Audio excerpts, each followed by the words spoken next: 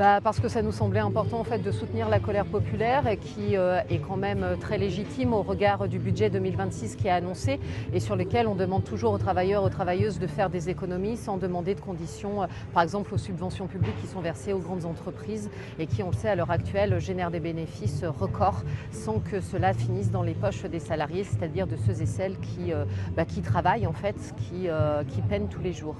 On peut faire une part de l'hypothèse qu'une partie des Gilets jaunes de 2018 en fait, ont été absorbés dans des collectifs, des associations, des partis et des syndicats, qu'une autre partie en fait, attend peut-être également de voir ce qui se passe suite aux dernières annonces d'hier. On va dire qu'en effet, on n'est pas du tout sur la même chose qu'en 2018. Macron joue la stratégie de l'épuisement. Qu'il a décidé de tenir envers et contre tout et qu'en fait on voit bien qu'aujourd'hui c'est plus que symbolique que de mettre quelqu'un qui de toute façon est acquis pleinement à sa cause et il ne fait que repousser une échéance politique et parlementaire qui, on l'espère, ne sera pas favorable à l'extrême droite que Macron quand même,